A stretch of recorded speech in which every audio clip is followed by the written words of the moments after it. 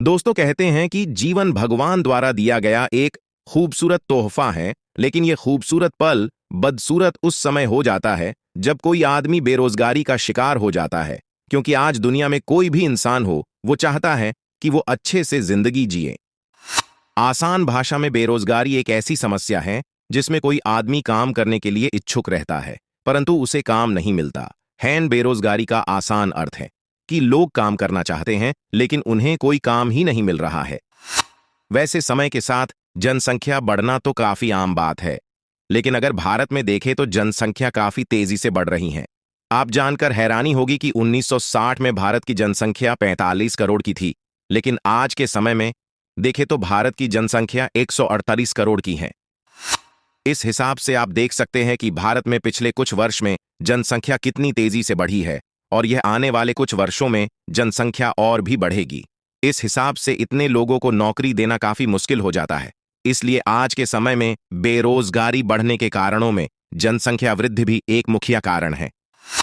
अब ऐसा भी नहीं है कि भारत में लोगों को नौकरी नहीं मिल रही है। भारत में भी बहुत सारे नौकरी है, लेकिन समस्या की बात यह है कि उस नौकरी को करने के लिए व्यक्ति के पास स्किल नहीं है, यानी व्यक्ति को काम के बारे में अच्छे से जानकारी नहीं है। इसके लिए सबसे ज्यादा जिम्मेदार हमारी एजुकेशन सिस्टम है। आज के समय में भी स्कूल और कॉलेज में बस रटवाया जाता है और बच्चों को सिर्फ मार्क्स लाने के ऊपर अधिक ध्यान दिलवाया जाता है, जिसके कारण बहुत सारे समस्या देखने को मिलती है। आपको शायद जानकारी हैरानी होगी कि भारत में 95% ऐसे इंजीनियर हैं जिन्हें कोई काम नहीं मिल पाता है, और अगर काम भी मिलता हाँ तो उसमें दिए जाने वाली सैलरी काफी कम होती है। हालांकि बहुत से पेरेंट्स भी होते हैं जो कि अपने बच्चों को जबरदस्ती इंजीनियरिंग या मेडिकल में डाल देते हैं, जिससे बच्चा भले ही इंजीनियरिंग या मेडिकल की पढ़ाई करे लेकिन उसका मन न लगने के कारण अच्छे से प्रैक्टिस नहीं कर पाता। कई वर्षों तक स्वतंत्रता की बेड़ियों में जकड़े रहने के कारण भारत अपेक्षित गति से विकास कर पाने में सक्षम नहीं हो पा रहा है, जिसके परिणाम स्वरूप विश्व पटल पर स्वयं को आत्मनिर्भर और सशक्त रूप से स्थापित करने के लिए हमारी सरकारों को कई बड़े इम्तिहानों और बाधाओं का सामना करना पड़ रहा है। भारतीय अर्थव्यवस्था आजादी के इतने वर्षों बाद भी पूरी तरह चरमराई हुई ही है। भले ही हमारी सरकारें लोगों के जीवन स्तर को सुधारने और उन्हें उपयुक्त रोजगार मुहैया कराने का दम भरती हों, लेकिन जमीनी हकीकत यही है कि हमारी अधिकांश जनसंख्या बेरोजगारी के कारण भूखे पेट सोने और शिक्षा विहीन रहने के लिए विवश है। उसके पास किसी प्रकार की कोई सुविधा उपलब्ध नहीं है। ऐसी परिस्थितियों में हमारी सरकारें जो गरीबी और बेरोजगारी को जड़ से समाप्त करने के लिए नीतियां बनाती हैं, उनकी सार्थकता कितनी है इस बात का अंदाजा तो स्वतः ही लगाया जा सकता है। बेरोजगारी का आंकड़ा बढ़ते बढ़ते इतना विकराल और भयावह रूप धारण कर चुका है कि इसका सामना करना हमारे लिए एक बहुत बड़ी चुनौती है।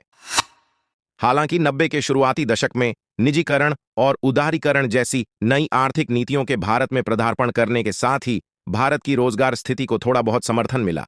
इन्हीं नीतियों के कारण कई ऐसे उद्योगों का विकास हुआ जिनके कारण बेरोजगारी से संबंधित आंकड़े में कमी देखी गई।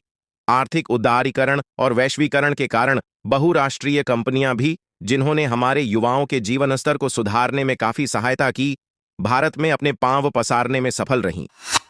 लेकिन यह विकास केवल शहरी क्षेत्रों तक ही सीमित रहा है।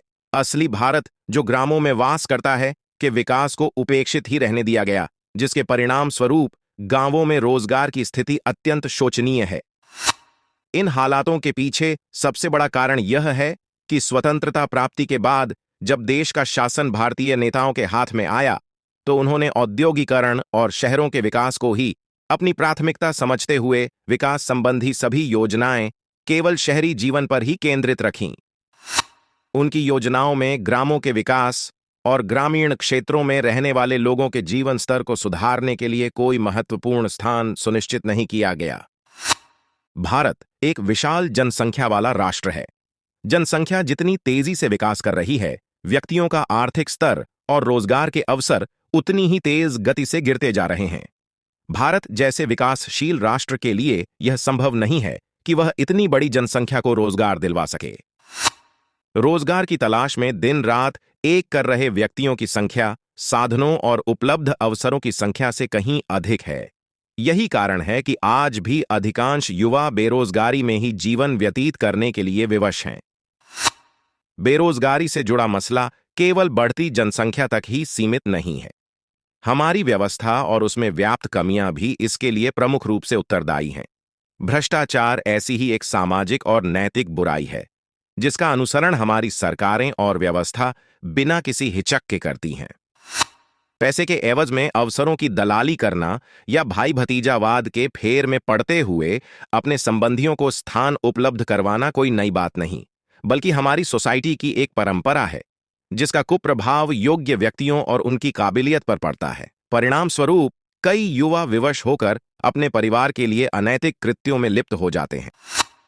इतना ही नहीं, विकास और औद्योगिकरण के नाम पर हमारी कल्याणकारी सरकारें बहुराष्ट्रीय कंपनियों व बड़े पूंजीपतियों के लिए गरीब खेतिहर किसानों से बहुत थोड़े मूल्य पर भूमि का अधिग्रहण करने से भी पीछे नहीं हटती। उनका कहना यह है कि अधिग्रहित भूमि बंजर है, जबकि वास्तविकता यह है कि जो भूमि उस किसान और उसके पूरी परिवार को रोजगार उपलब्ध करवाती थी, वह बंजर कैसे हो सकती है। हमारी सरकारें यह आश्वासन देती हैं कि उद्योग की स्थापना हो जाने के बाद किसानों जिनकी भूमि अधिग्रहित की गई है के परिवार में से एक व्यक्ति को उसी उद्योग में नौकरी दी जाएगी। इसके विपरीत होता यह है कि उद्योग लग जाने तक किसान मुआवजे की राशि से परिवार का पालन पोषण करता है और जब उसे किसी भी प्रकार की नौकरी नहीं मिलती तो गरीबी और तंगहाली के जीवन से मुक्ति पाने के लिए वह आत्महत्या के लिए विवश हो जाता है। बढ़ती बेरोजगारी की समस्या सीधे रूप से भ्रष्टाचार से जुड़ी है। भ्रष्टाचार जितनी तेजी से फल फूल रहा है, रोजगार की मात्रा कम होती जा रही है। सरकार ग्रामीण इलाकों में लोगों के जीवन स्तर को उठाने के लिए रोजगार संबंधित विभिन्न योजनाएं चला रही है। सरकारी और निजी संस्थानों में भर्ती को पारदर्शी बनाने की कोशिश कर रही है, लेकिन वास्तव में यह सभी प्रयास खोखले और भ्रम पैदा करने वाले हैं।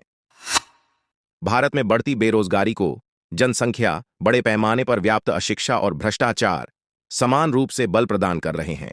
इसी कारण देश में आपराधिक वारदातों से संबंधित आंकड़ा भी दिनों दिन बढ़ता जा रहा है। अगर संजीदा होकर इन सभी कारकों में से एक को भी घटाने का प्रयास किया जाए तो बेरोजगारी की समस्या को समाप्त करना आसान हो सकता है।